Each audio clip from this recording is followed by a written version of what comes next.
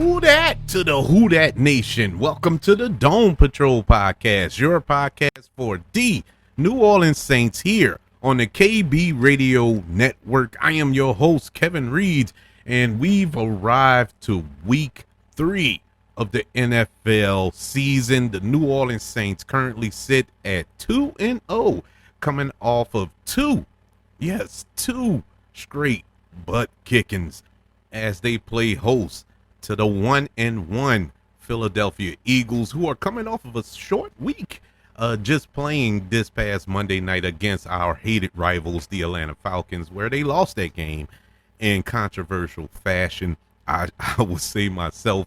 But this is a game that I had kind of put a little notation next to when I saw the schedule release, because the Philadelphia Eagles are that team that just has been a bugaboo for the New Orleans Saints in the past few years. Now, granted, the Saints have defeated the Philadelphia Eagles once or twice, but it's been kind of given to us. I think the last time we played them, we destroyed them like 44-7 or something, but half of their team was hurt in that game, one being Jalen Hurts, who didn't play in that game. He was hurt, I think, for that game a couple of years back. But Jalen Hurts has been a thorn in the New Orleans Saints side. If I'm not mistaken, I think the Saints was his first official start. That was his first game as a starter when he played the Saints, and it's been on ever since then. I mean, I remember that game vividly. I'm like, man, this is a rookie, his first game. Man, we ought to tee off on Jalen Hurts. Boy, I forgot the score, but it was ugly. And the last few games has been ugly when he has been the starting quarterback. One of the things is not just Jalen Hurts and the Philadelphia Eagles, it's any team with a mobile quarterback has always given the Saints fits, at least their defense. And I'm hoping that we got that cleared up. But yes, this week, we are previewing this week 3 matchup between the Saints and the Philadelphia Eagles. Also, this is another reason why I was kind of anticipating this game. It's in the Dome. We finally get Philly here because we always play them in Philadelphia. We always have to go on the road and play Philly. And I always felt that was unfair. Why we always got to travel to them? So finally, they're coming here, and with the way the Saints have been playing the last couple of weeks, the city is excited, the fan base is geared up, and have their expectations through the roof, I must say. But everybody is amped up, and so this will hopefully be a throwback to the Dome being this just hellish place for opposing teams to play. Loud and rocking, making your bones quiver to enter inside of the Caesar Superdome. So we shall see. But following a convincing 44-19 victory over the Dallas Cowboys just this past Sunday in Dallas, the New Orleans Saints are now 2-0. They seek to become the eighth Saints squad to win their first 3 games, and remains at least tied for first place in the NFC South as they host the Philadelphia Eagles this Sunday. They're tied currently with the Tampa Bay Buccaneers, who are also 2-0, and that was always my threat. I always looked at them as our biggest threat in the South. Everybody was screaming Atlanta, which, don't get me wrong, it's only 2 weeks into the season, plenty of football to be played, but I never really looked at Atlanta as a threat. And if you look at their last 2 games or the first 2 games of the season, I still don't see them as a threat. To be honest with you, the Philadelphia Eagles lost Monday night against Atlanta, but it was more of them losing it than Atlanta winning. And if you watch that game, you know exactly what I'm talking about. Philadelphia lost that game. It was not Atlanta going out there and beating the Eagles. It was far from that. But it is what it is. You get them how you can get them in the NFL. I'll take it. any way I could take it. But I'm really enjoying how we are getting it as a team these last 2 weeks. The Saints have accounted for 432 yards of total offense just this past Sunday. In this balanced attack, the defense had two interceptions that led to 10 of the 44 points that we scored. This output combined with a 47-point just demolishing of the Carolina Panthers in our season opener has put the Saints in a tie for the second highest point total throughout the first 2 games by this team at 91 points. They only come in second to wait for it, the 2009 New Orleans Saints, who scored 93 points in their first 2 games of the season. Now, do I need to remind you what the 2009 Saints are known for? Wait for it. They won the Super Bowl. Am I saying that the Saints are going to the Super Bowl because of this? No, I'm not. So do not clip this out and say that, oh, Kevin, you predicted the Super Bowl. No, I didn't. I'm just saying that the team looks just as good, and they do. Honestly, the team looks like they clicked. They got it. Everything is firing on all cylinders. The question is, can we continue it? Now, as far as the Philadelphia Eagles are concerned, they fell to the Atlanta Falcons late in the fourth quarter. This past Monday, Kirk Cousins, he was 5 or 6 for 70 yards and a touchdown with 65 seconds left in that game. And it really was, you look at that and you're like, man, Kirk Cousins came alive in the fourth quarter. No, what happened was, in case you didn't watch that game, which I stayed up and watched that game for some reason, because it was boring as I don't know what. Neither team really did anything of note. But the Eagles had a chance to kind of milk that game away.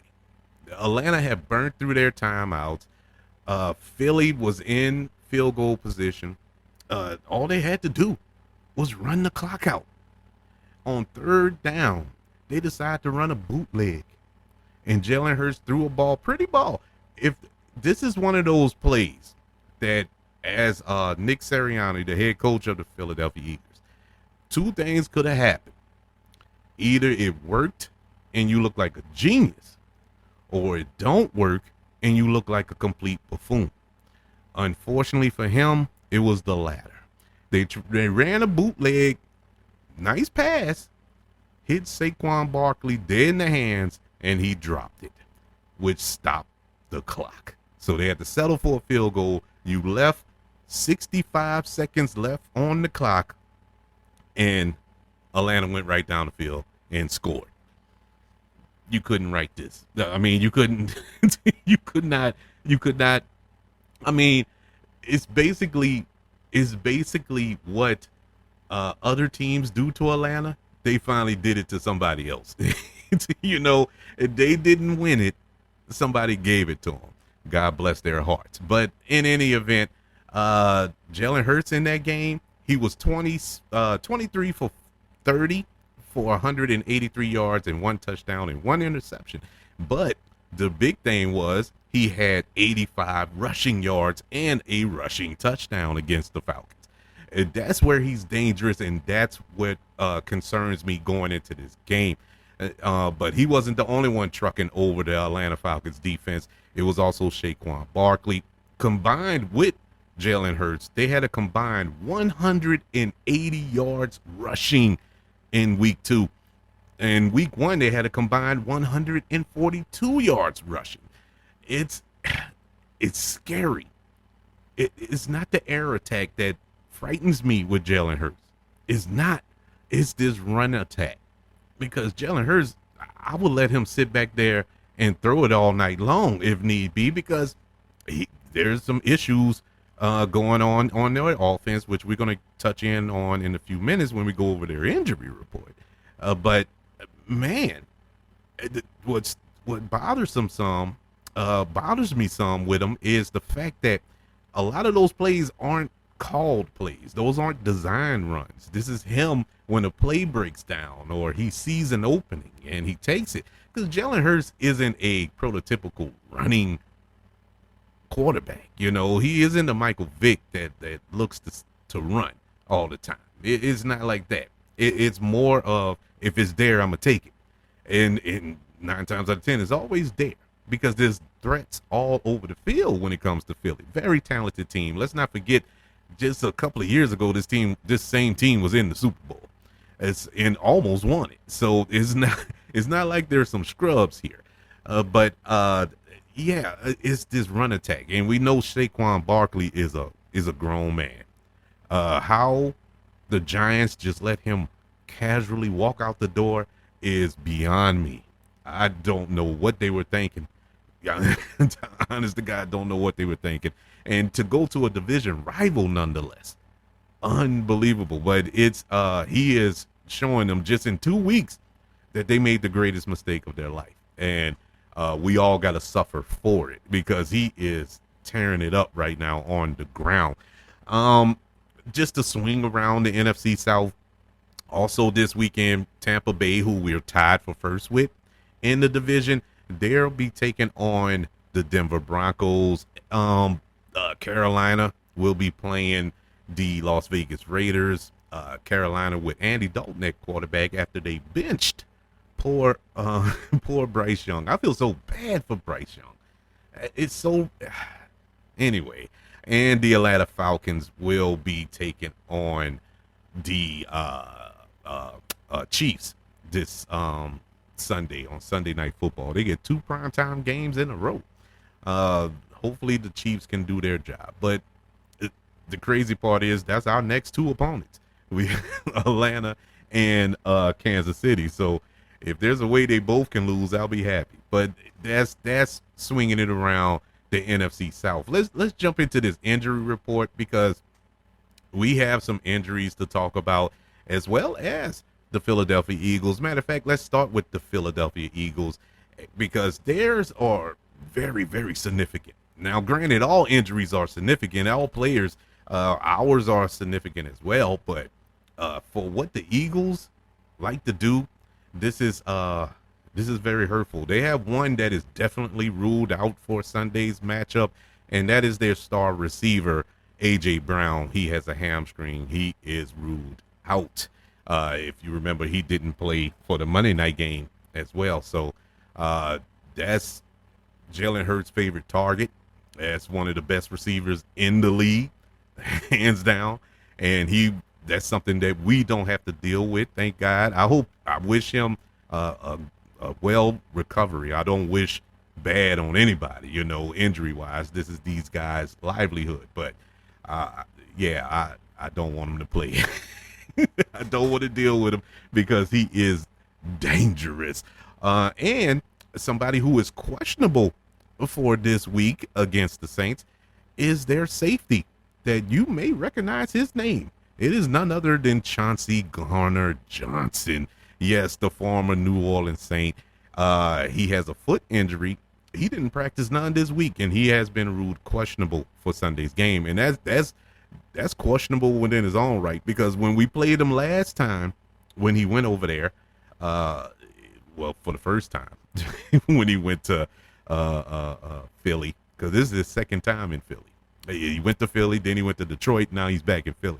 But he was hurt the last time the Saints played him. And so, maybe he don't want to play his former team. I don't know. I thought this would be a game he'll get up for. I don't care if his foot falling off. Tape it up and go out there and play because he, just to stick it to the Saints. And don't be surprised if he plays anyway. But, yeah, I hate to see that because I wanted him to play. I did. I wanted him to play. Even though it's rare, that I cheer for a player after they leave. Now, I do like players after they leave the Saints, but I don't cheer for them. I actually cheer for Chauncey Gardner-Johnson because I liked him. I like his swag. He doesn't care. He has that. You realize that after he left, even though we replaced him with some really good guys, with Tyrann Mathieu, with Jordan Howden, Will Harris, all these guys in the secondary. We haven't really missed a beat, but it's really his attitude, his vibe, what he brought to the team defensively. It made players want to fight him. He got in a little scuffle on Monday Night Football. Guy threw a punch at him. I never witnessed a player uh, touch the field where you know he's gonna talk trash. And this goes back to college. That was the scouting report on him in college, that he was kind of this quote unquote troublemaker, but he's really not. He just talks a lot of trash on the field to the point where players want to fight him. Let's not forget when he was a New Orleans Saint and when Michael Thomas was a New Orleans Saint, at practice they got in a fight. Michael Thomas swung on him at practice, got suspended for that. He just does. That's just who he is, and it works every single time. The dude is phenomenal at it. I gotta give the devil his due. He's phenomenal at it. But he is questionable for Sunday's matchup. The New Orleans Saints, we have a lot more questionables. We even have an out. Only one player has been ruled out for Sunday's matchup, and that is our defensive tackle, Kalen Saunders. He has a calf injury. He hadn't practiced all week. He didn't play last Sunday. I think he's dealing with that calf. He has been ruled out. We have 5 other players who are questionable for Sunday's matchup against the Philadelphia Eagles. Linebacker DeMarco Jackson is questionable with a calf injury. Taysom Hill, chest injury. He is questionable. He's been limited at practice. They are optimistic that he will play. I hope so. I hope he's healthy enough. If he's not 100%, I wouldn't throw him out there. But if he's, 85 to 90, it's fine. That's fine. Fine. But if he's not tip top, I wouldn't throw him out there. We need him for the rest. It's too early in the season just to throw players out there who isn't 100%. But he is questionable for this Sunday's game. Tackle Landon Young, foot injury. He is questionable. Will Harris, safety, shin injury. He is questionable. And wide receiver A.T. Perry, he has an illness. He is questionable, even though he was limited all week, but he did have full practice on Friday, which is an excellent sign for Sunday. Just to run through some stats, our season leaders so far through 2 weeks of this year, we have passing for the Philadelphia Eagles. Their leading passer is, of course, Jalen Hurts. He is 43 for 64 pass attempts, 461 yards, 3 touchdowns, and 3 interceptions. For the Saints, of course, is Derek Carr. He is 30 for 39, 443 yards passing, 5 touchdowns, and 1 interception. Well, I'm not just going to glance past this. That is phenomenal. That is actually phenomenal numbers from any quarterback. 30 for 39, 5 touchdowns, 1 interception. That is excellent touchdown to interception ratio. And that 1 interception was a deflection off a receiver's hand, so he shouldn't even have that. Derek Carr has turned it up, man. I always want to take an opportunity to give him his flowers because I had no problem poo-pooing on that man all of last year. And if you listen to the show back then, I had 0 issues with it. And so if I had that energy with him doing bad, I got to have that energy when he's doing good. And so he is phenomenal, and I'm giving him all his props. Hopefully he can keep it up. Rushing, leading rusher for the Philadelphia Eagles is Saquon Barkley. He has 46 carries for 204 yards and 2 touchdowns. Leading rusher for the Saints is Alvin Kamara, 35 carries, 198 yards rushing, and 4 touchdowns. He scored 4 touchdowns last Sunday, 3 rushing and 1 receiving. He was lights out. He was offensive player of the week last week, if I'm not mistaken, and rightfully so. Rightfully so. He single-handedly destroyed the Cowboys. Leading receiver for the Eagles is Devontae Smith, 14 catches, 160 yards, and a touchdown. Leading receiver for the Saints is Rashid Shaheed, 7 catches for 169 yards and 2 touchdowns. And that just to put that in perspective, they're leading the Eagles' leading receiver has less yards. No, I'm sorry, he has one more yard than he has one more yard than our leading receiver, but it took him twice as many catches to get that 1 yard more than our leading receiver, who has twice as many touchdowns as well. Yeah, this is a special team.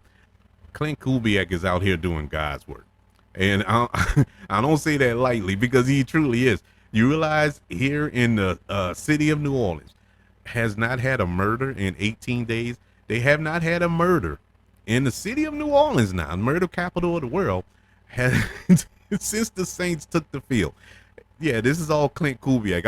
I'm crediting him for single-handedly ending the murder rate here, or slowing up the murder rate. Now, God forbid, I hope that this doesn't jinx it, and the next thing you know, we have a whole killing spree happen over the weekend. But I'm it's just crazy. We haven't had a murder in New Orleans, and if you live in New Orleans, you know that is rare.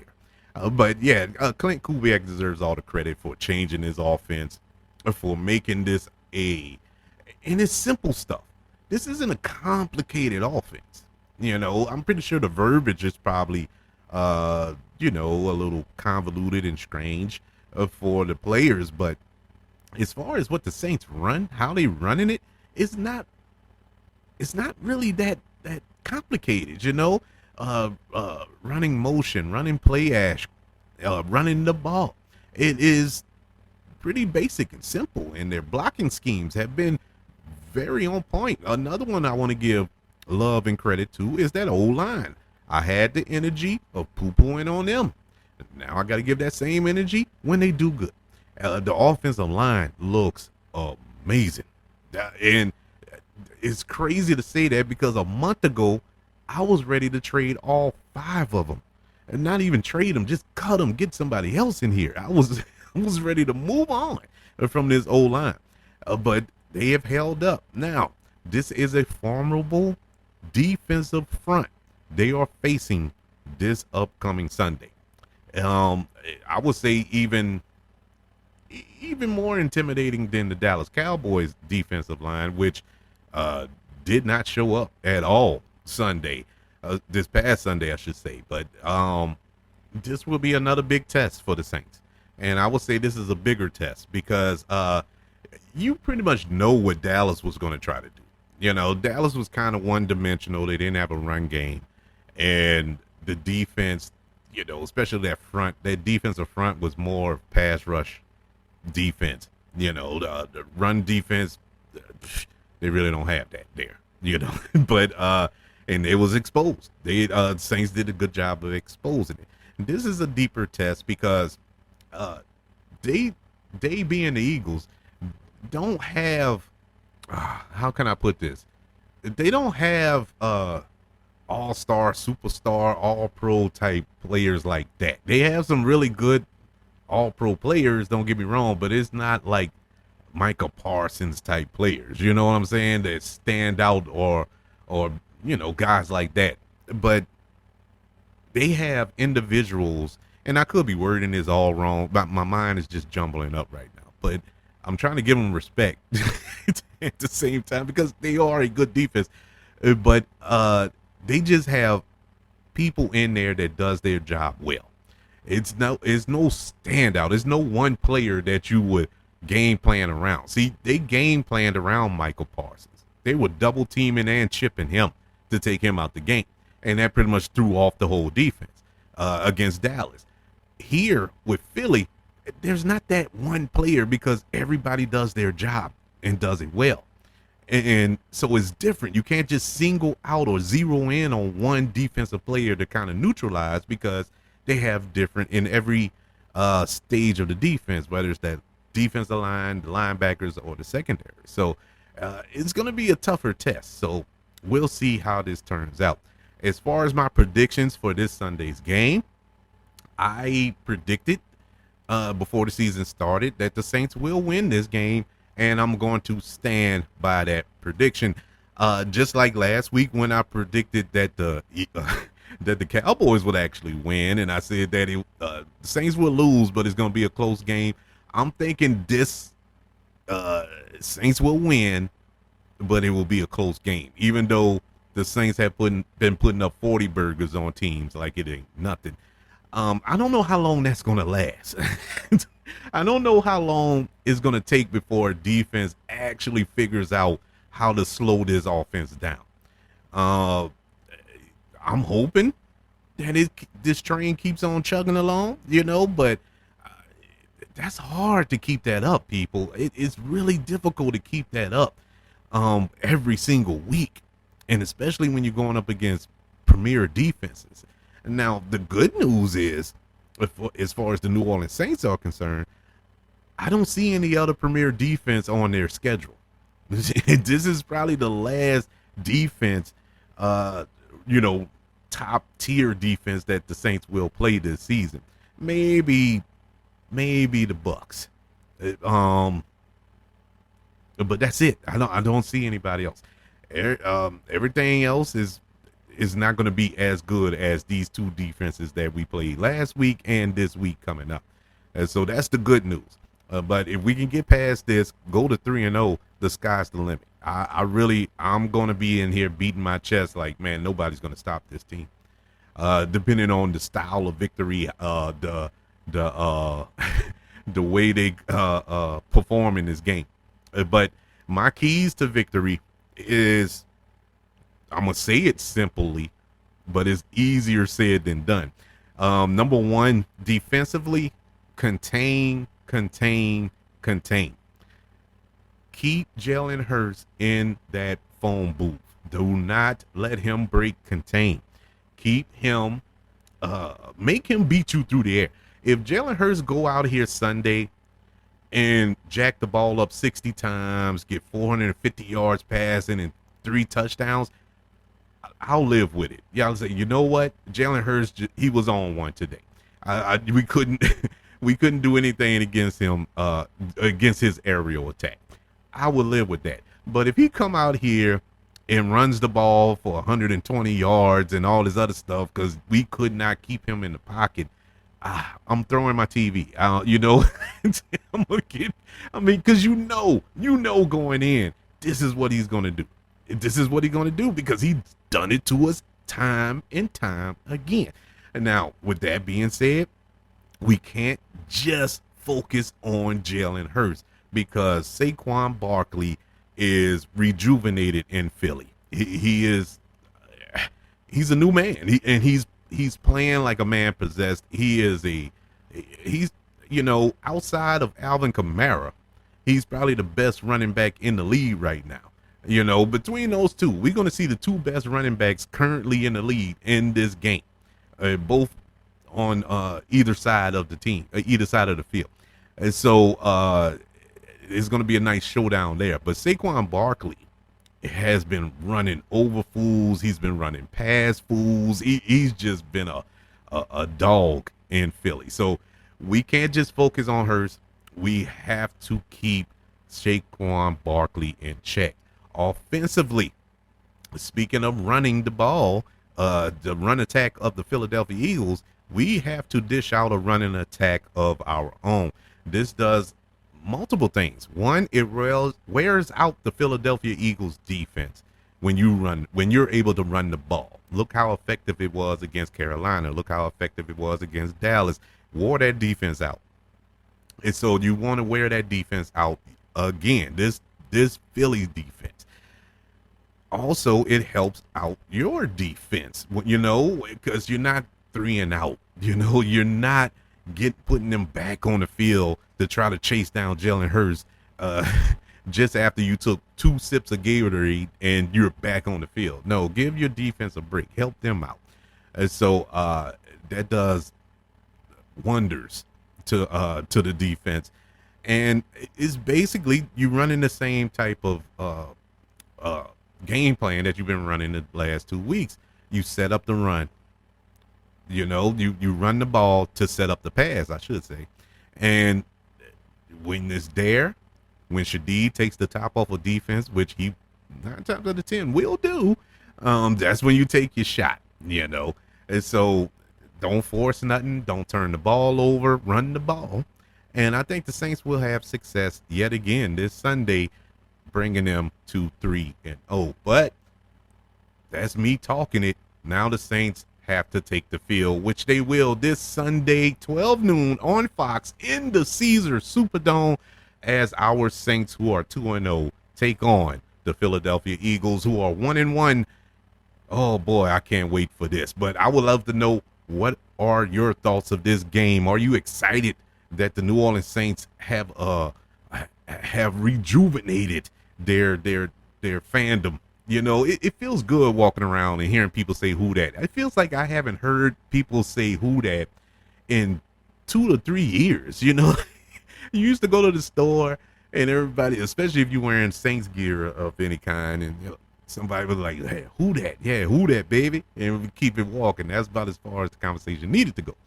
But the last couple of years, people had their head down, chin in their chest, rarely wear any Saints gear because they're embarrassed, and it's just not has been a good time to be a part of the Who Dat Nation. But the vibe is different now.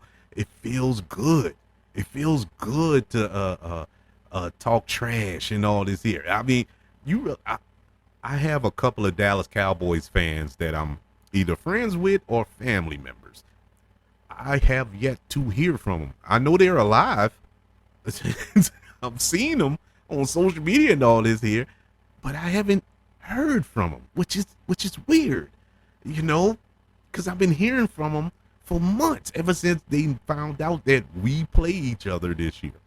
And now it's gone. Nobody want to talk to me. It's sad. It's really sad. But I would love to know what do you think?